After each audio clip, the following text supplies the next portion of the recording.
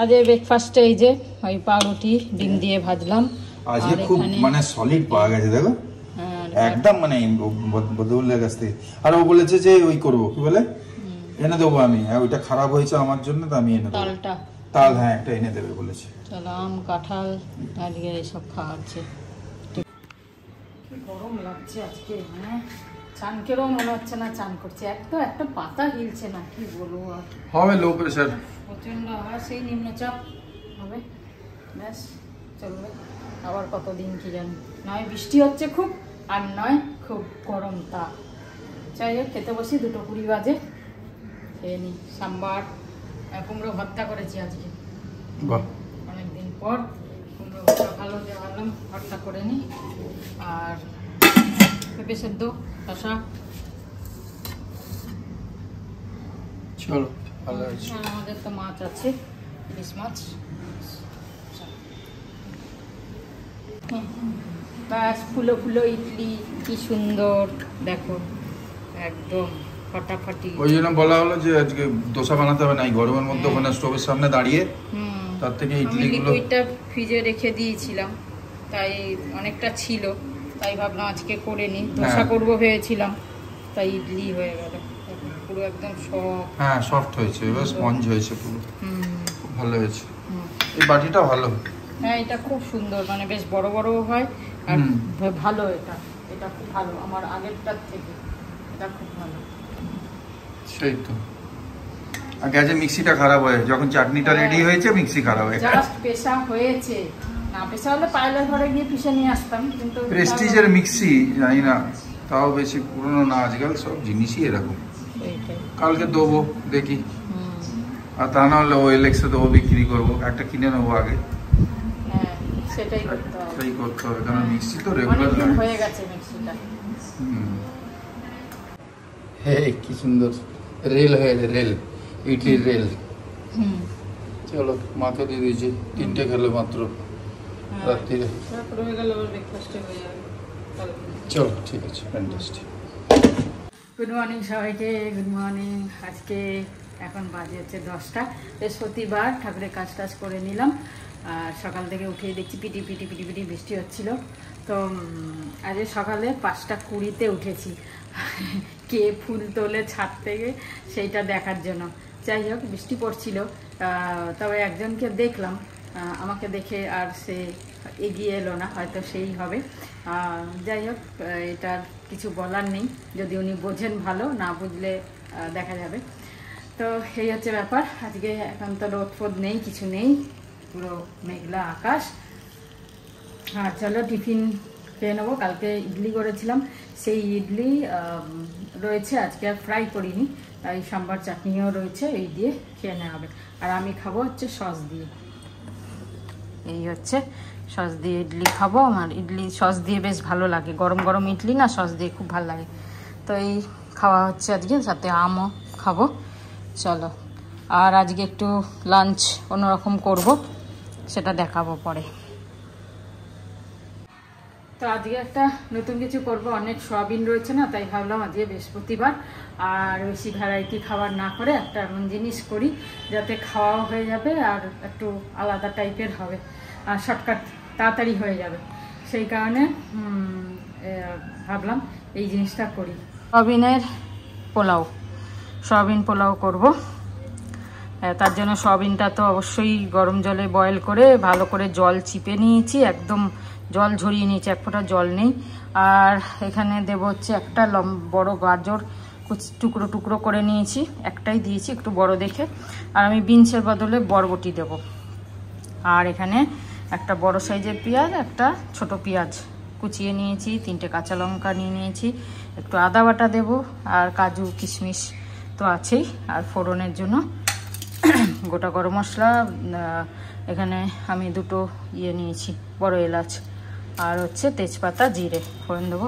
প্রথমে একটু কাজুটা ভেজে নেব, ঘি আর একটু তেল দিয়েছি, সাদা তেল। কাজুটা ভেজে তুলে নিয়ে তারপরে সয়াবিনটা একটু ভেজে নেব, তাহলে কি ভালো লাগবে। সয়াবিনটা একটু ঘিয়ে ভেজে নিলে না খেতে খুব ভালো লাগবে। তো ভেজে তুলে নেব, নিয়ে তারপরে পেঁয়াজ, গাজর, বরবটি সব ভাজবো ফোড়ন টোড়ন দিয়ে ভেজে। আর এখানে দেখো বাসমতি চাল আমি ধুয়ে ভালো করে ধুয়ে ভিজিয়ে রেখে দিয়েছি। তো মশলা সেরকম কিছুই দেবো না, পোলাওতে তো আর মশলা লাগে না। এটা যদি মশলা ফসলা দিই তাহলে এটা বিরিয়ানি হয়ে যাবে। আমি বিরিয়ানি করছি না, আমি সিম্পল পোলাও করছি। তো মশলার জন্য কিছুই লাগবে না, নুন তো লাগবেই, একটু আদা বাটা দেবো ব্যাস। আর চিনি, পোলাও তো একটু মিষ্টি মিষ্টি হয়, চিনি দেবো। আর তার সাথে রায়তা করব, ইচ্ছা আছে দইয়ের, টক দইয়ের রায়তা করব শসা আর পেঁয়াজ দিয়ে। বোঁদে তো নেই, বোঁদে থাকলে বোঁদে দিয়ে করতাম, বোঁদের রায়তা যেটা বলে ওটা খুব ভালো লাগে, ওটা নেই। তো শসা পেঁয়াজ দিয়ে রায়তা করে নেবো। আর ধনেপাতা আছে যেহেতু ধনেপাতা ফোড়ন দিয়ে দেবো, সর্ষে ধনেপাতা শুকনো লঙ্কা এগুলো দিয়ে ফোড়ন দিয়ে দেবো। চলো আস্তে আস্তে টুকটুক করে এটা করে নিই। আর এর মধ্যে করব আজকে, করে নিয়ে ব্যাস এই ঘিয়ের মধ্যে তেজপাতা আর জিরেটা ফোড়ন দিয়ে দিলাম। আর এখানে এই গোটা মশলাগুলো দিয়ে দিলাম। আর এখানে আমি গাজরটা আর বরবটিটা একটুখানি হালকা ভেজে নিয়েছি। এবার এর মধ্যে দেবো হচ্ছে পেঁয়াজটা, পেঁয়াজ আর কাঁচা লঙ্কাটা দিয়ে দেবো।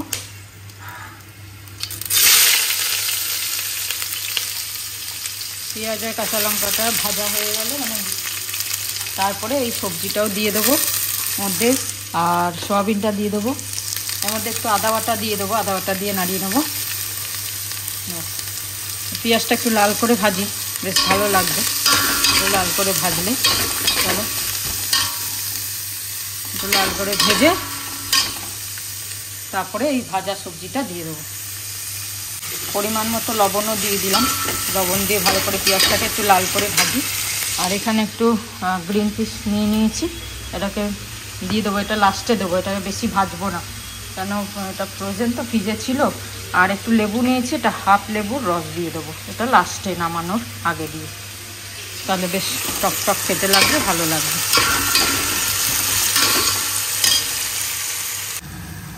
পেঁয়াজটা ভাজা হয়ে গেছে, একটু আদা বাটা দিয়ে দিলাম, আদা বাটা দিয়ে ভালো করে একটু নাড়িয়ে নেবো।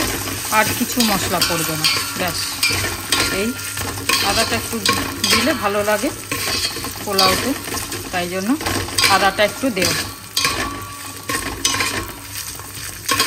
আদাটা একটু কষে গেলে সবজিটা দিয়ে আর সব গ্রিন পিস সয়াবিন কাজু কিশমিশ সব দিয়ে চালটা দিয়ে নাড়িয়ে ব্যাস পরিমাণ মতো জল, যতটা চাল তার ডবল জল।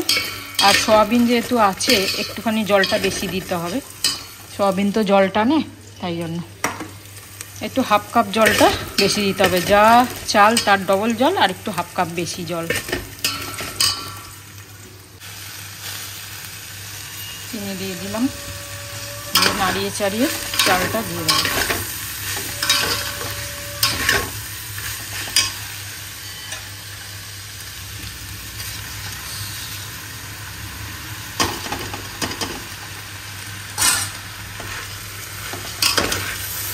ব্যাস চালটা একটু নাড়িয়ে চাড়িয়ে জল দিয়ে দেবো, হয়ে যাবে পোলাও।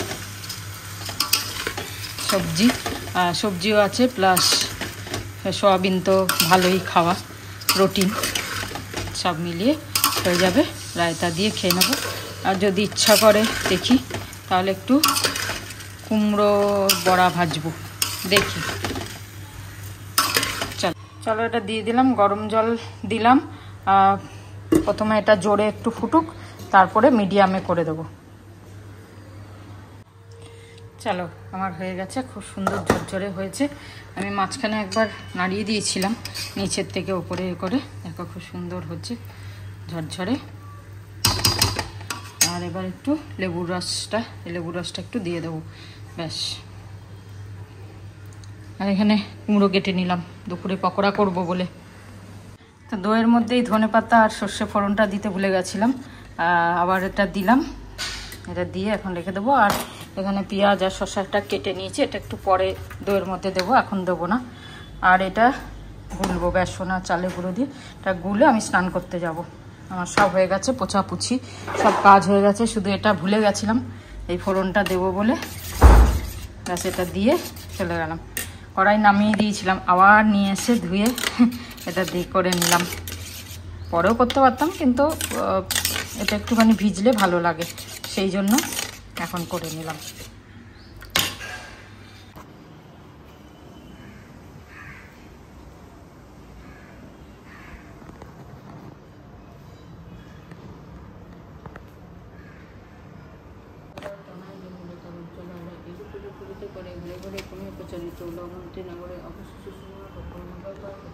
ভেরি গুড আফটারনুন বন্ধুরা, ভেরি গুড আফটারনুন। কোভিডের সময় একটা খুব মানে ইন্টারনেটে একটা খুব ওই ভাইরাল হয়েছিল একটা ভদ্রলোক, সে হচ্ছে ডক্টর বিশ্বরূপ রয় চৌধুরী, যিনি কি ঘরে বসেই সে কোভিডটাকে কিওর করার উনি সব ওই করছিলেন, মানে সলিউশনগুলো দিচ্ছিলেন। তা এখন হঠাৎ তোমরা বলাতে আমি এগুলোকে নিয়ে আবার দেখছিলাম যে নিমের যে বীজ দিতে বলেছো, যে বীজের রস দিতে বলেছো, তো ওই দেখতে দেখতে আবার ডক্টর বিশ্বরূপ রয় চৌধুরীর সব রিসার্চ আর থিসিসগুলো দেখছিলাম। মানে সব তো দেখিনি, মানে কিছু কিছু ওর মানে কন্টেন্ট দেখছিলাম। ওনার তো অনেক জায়গায় হিমসের হসপিটাল খুলে গেছে, HIIMS, ওইটা হচ্ছে hospital and institute of integrated medical sciences.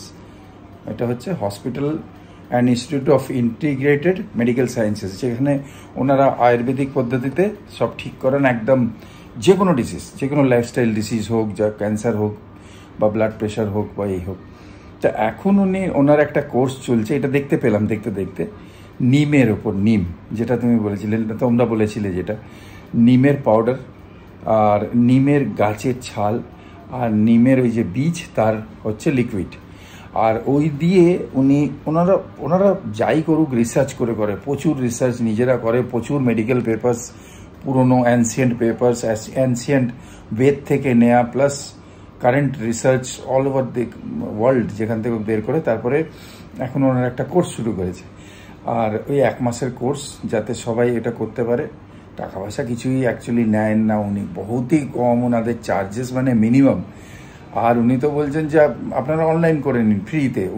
উনি যা সলিউশন দেন, উনি শুধু না, ওনার টিম আছে অনেক বড়, ওরা যে ট্রিটমেন্টগুলো দেয় যে কোনো হোক, যত লাইফস্টাইল ডিজিজ আছে, ক্যান্সার আছে, লিভার আছে, কিডনির আছে, বিপি আছে, স্কিনের আছে, তারপরে আর্থারাইটিস আছে, সব কিছুর এভরিথিংয়ের ওরা না অল্টারনেটিভ মেডিসিন দিয়ে থাকেন। সেরকম অনেক আছে, কিন্তু ইনি হচ্ছে হসপিটালও করেছেন, যারা ওখানে গিয়ে থাকতে পারে, শিখে আসতে পারে কিছুদিন করে, তারপর ঘরেতে করতে পারে।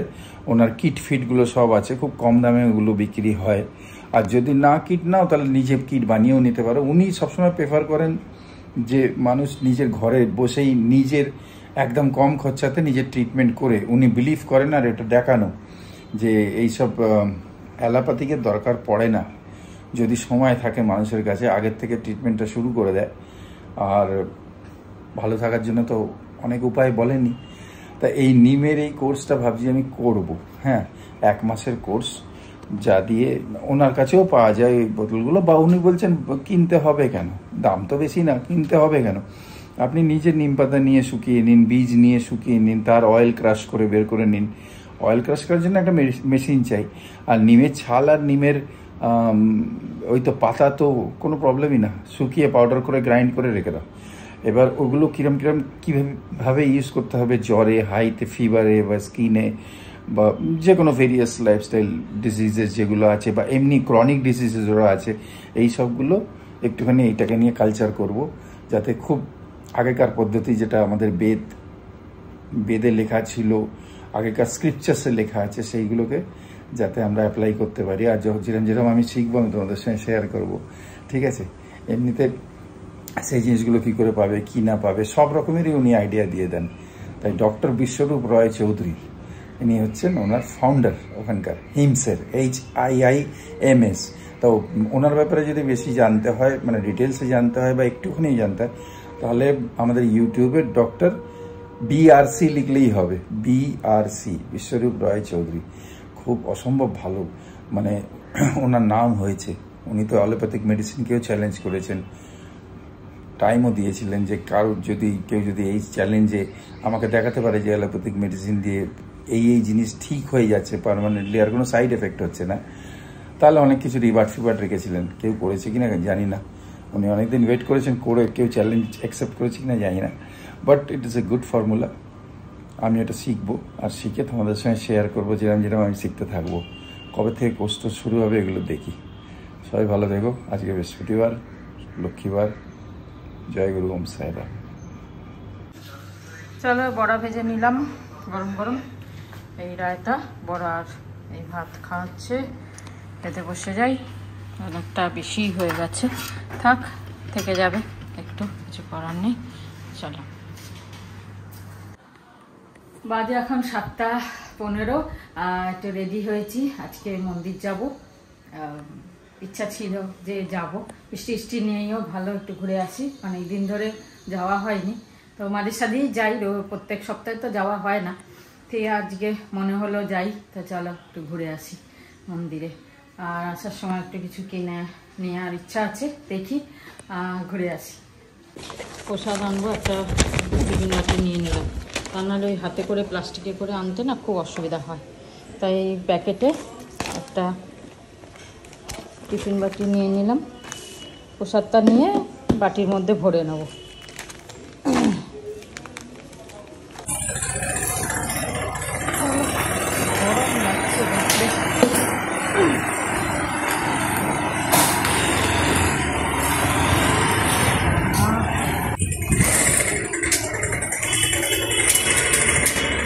চলে এলাম মন্দিরে।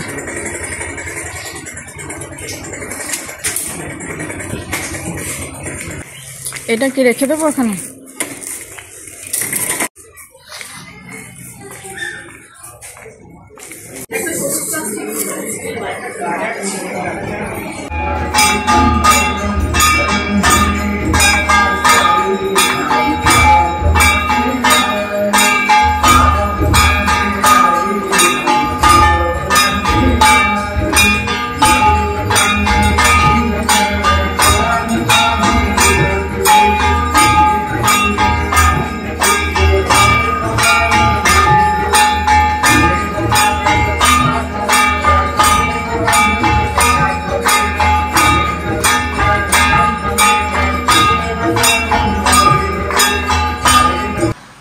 চলে এলাম, আর প্রসাদও নিয়ে চলে এসেছি, পুরো গরম গরম, এই যে, আর পুজো দিয়েছিলাম সেই প্রসাদও নিয়ে এসেছি। আসার সময় খাম নিয়ে এলাম, এই খামটা লাগবে কালকে, কেন লাগবে সেটা বলবো। চলো, ভালো দেখতে বেশ খামটা, এবার নতুন খাম দেখো, পয়সা লাগানো, 1 টাকার কয়েন লাগানো, মানে 1 টাকার খাম কিনছো, তার পরিবর্তে 1 টাকা ফেরত দিচ্ছে। দেখতে ভালো খামটা, একটাই ছিল আর নিতে পারিনি, বাকি দুটো এমনি সাদা নিয়ে রাখলাম, অনেক সময় লাগে না। চলো, এখন বাজে প্রায় 10:30, সৌমির সাথে কথা বলছিলাম ভিডিও কলে, তাই টাইম লেগে গেল। যাই হোক, আজকে সে দুপুরে ভাতটা অনেকটাই রয়েছে, ওই ভাত, ঘুগনি আছে, ঘুগনি আর এই দিয়ে খাওয়া হবে, রুটিও করলাম, সব মিলিয়ে ঝুলিয়ে। তো চলো, আজকের মতো ব্লগটা এখানে শেষ করি। খুব ভালো থেকো, সুস্থ থেকো। আজ সৌমি ব্লগ দিয়েছে, কিন্তু অনেক দেরিতে দিয়েছে। চলো, গুড নাইট, শুভরাত্রি, জয় গুরু, ওম সাইরাম, জয় হিন্দ, জয় ভারত, বন্দে মাতরম। আজকে এমনি নর্মালি ভাতটা বেশি হয়ে গেছে, ভালোই হয়েছে, কেন কি রাত্রে সত্যি আজকে রুটি খেতে একদম ইচ্ছা হচ্ছে না, এত গরমে না রুটি খাওয়া যাচ্ছে না, তো ভালোই হয়েছে, ভাতটা বেঁচে গেছে বলে খেয়ে নেবো। আর তবে বৃষ্টি হবে, একটা চাপ হয়ে আছে, আর দেখতে পাচ্ছি জানলা দিয়ে বিদ্যুৎ চমকাচ্ছে, অন্য কোথাও হচ্ছে বা কিছু জানি না, এখানে হলেও হতে পারে, মেঘ সেরকম দেখছি না, কিন্তু বিদ্যুৎ চমকাচ্ছে, তো দেখা যাক কী হয়।